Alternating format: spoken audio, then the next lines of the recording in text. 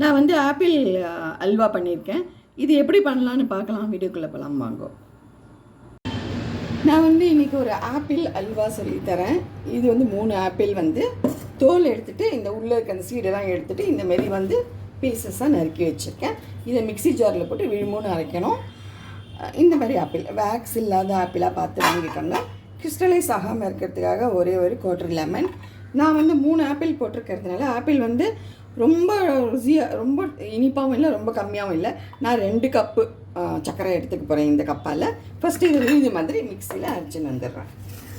இப்போ வந்து கடாயில் வந்து 2 டீஸ்பூன் நெய் விட்டுருக்கேன். இந்த பார்த்தீங்கன்னா இந்தமாரி விழுதாக அரைச்சிட்டோம். இது எதுவுமே கலர் கிடையாது, இது ஆப்பிளோட நேச்சுரல் கலர். இப்போ நெய்யில் வந்து இதை போட்டுடலாம். இந்த ஆப்பிள் விழுதை வந்து ஒரு 10 நிமிஷம் கிளறி இருக்கேன். நான் டேஸ்ட் பார்த்தேன், ஆப்பிள் கொஞ்சம் ஸ்வீட்டாக இருந்தது. அதனால் நான் 1.5 கப்பு அளவுக்கு சுகர் சேர்த்துக்கிறேன், போதுமானது.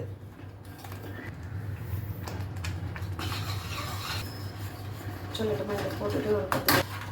இப்போ வந்து சுகர் சேர்த்துருக்கோம், கொஞ்சம் நீத்தா மாதிரி ஆகும். அது வந்து திக்காக அல்வா பதம் வர வரைக்கும் இந்த கலரிடலாம்.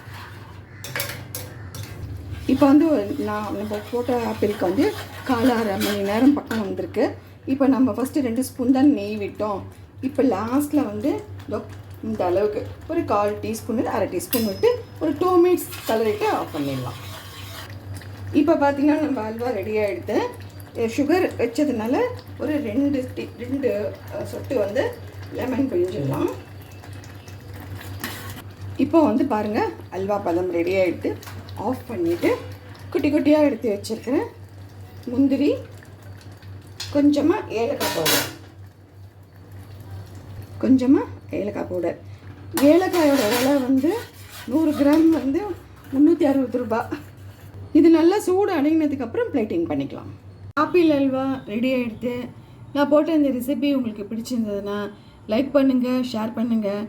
எந்த விசேஷங்களுக்கு வேணாலும் பண்ணலாம். இதுக்கு ஸ்பெஷலாக இருக்கட்டும். நான் இதை வந்து பண்ணி பாருங்கள், எப்படி இருக்குன்னு எனக்கு கமெண்ட்ஸ் கொடுங்க. Thank you, bye, take care.